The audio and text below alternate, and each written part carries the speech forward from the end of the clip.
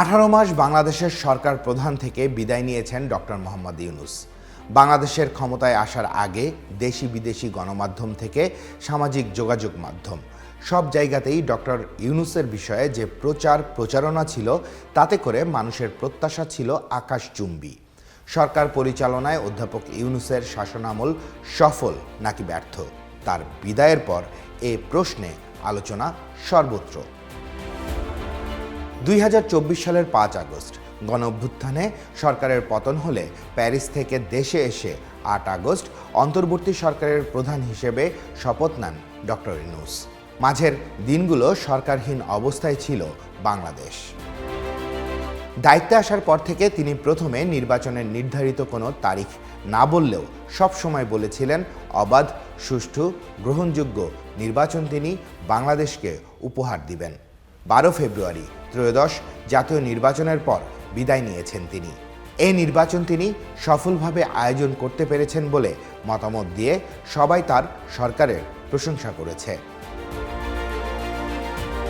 ক্ষমতায় আসার পর অধ্যাপক ইউনূস অর্থনৈতিক স্থিতিশীলতা আনতে বেশ কিছু উদ্যোগের কথা বলেছিলেন, আর তিনি যখন বিদায় নিয়েছেন তখন দেশের রিজার্ভ বেড়েছে।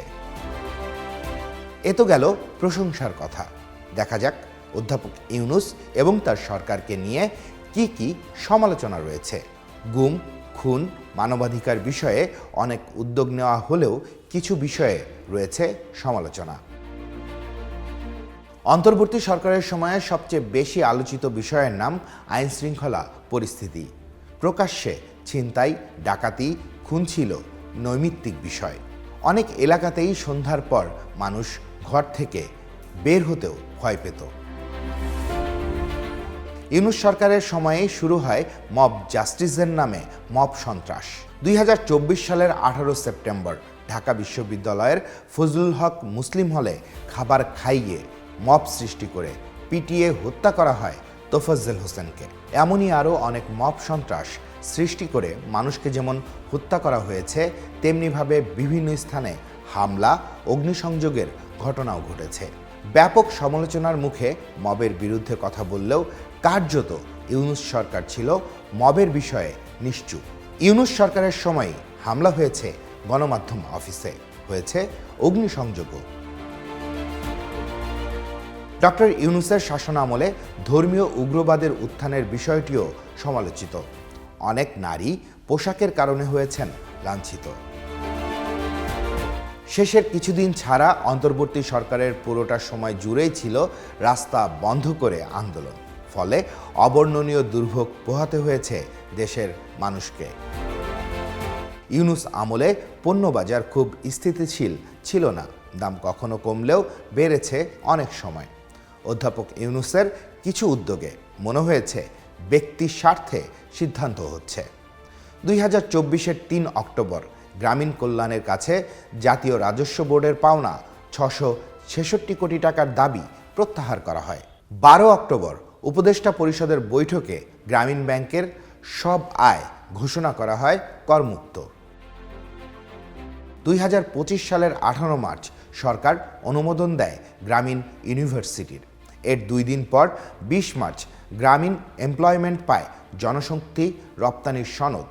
আর 2025 সালের 17 এপ্রিল গ্রামীণ ব্যাংকে সরকারের শেয়ার 25% থেকে কমিয়ে 10% করা হয়। 2025-এর 2 জুন গ্রামীণ টেলিকমকে দেওয়া হয় ডিজিটাল ওয়ালেটের লাইসেন্স। আরও বেশ কয়েকটি প্রতিষ্ঠান এই লাইসেন্সের আবেদন করলেও লাইসেন্স দেওয়া হয়েছে শুধু গ্রামীণ টেলিকমকেই।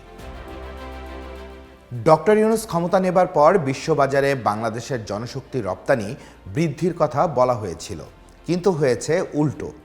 বিশ্বে বাংলাদেশের যে শ্রমবাজার ছিল তাও ধীরে ধীরে কমতে থাকে। ফেরত পাঠানো হয় অনেক প্রবাসীকে। ব্যাংকিং খাতে শৃঙ্খলা ফিরিয়ে আনতেও বিভিন্ন উদ্যোগের কথা বলেছিলেন অধ্যাপক ইউনূস। তার মধ্যে অন্যতম কথা ছিল টাকা ছাপিয়ে দুর্বল ব্যাংককে না দেওয়ার কথা।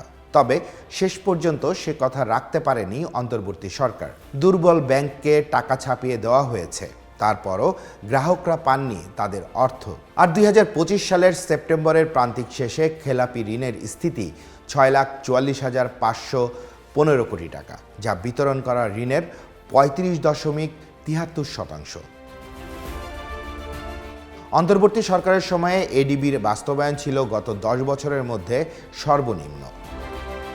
বিভিন্ন গণমাধ্যমে প্রকাশিত সংবাদে বলা হচ্ছে 23 লাখ কোটি টাকার ঋণের বোঝা নিয়ে কাজ শুরু করেছে বিএনপি সরকার। অধ্যাপক ইউনূস ক্ষমতায় এসেই বক্তব্যে বলেছিলেন মত প্রকাশের স্বাধীনতার কথা, কিন্তু তার শাসনামলেও ভিন্ন মতকে কোণঠাসা করা হয়েছে। বহু সাংবাদিককে গ্রেপ্তার করা হয় অন্তর্বর্তী সরকারের সময়ে। ত্রয়োদশ জাতীয় নির্বাচনের ঠিক আগে মার্কিন যুক্তরাষ্ট্রের সাথে হয়েছে বাণিজ্য চুক্তি, যা নিয়ে আছে আলোচনা সমালোচনা। রাষ্ট্রপতি মোহাম্মদ শাহাবুদ্দিন গণমাধ্যমে দেওয়া সাক্ষাৎকারে বলেছেন, প্রধান উপদেষ্টা থাকাকালীন সময়ে অধ্যাপক ইউনূস সংবিধানের কোনো বিধান মেনে চলেননি। সেই সাথে উঠে এসেছে আরও অনেক কথা। Next level, well done, side by side, free.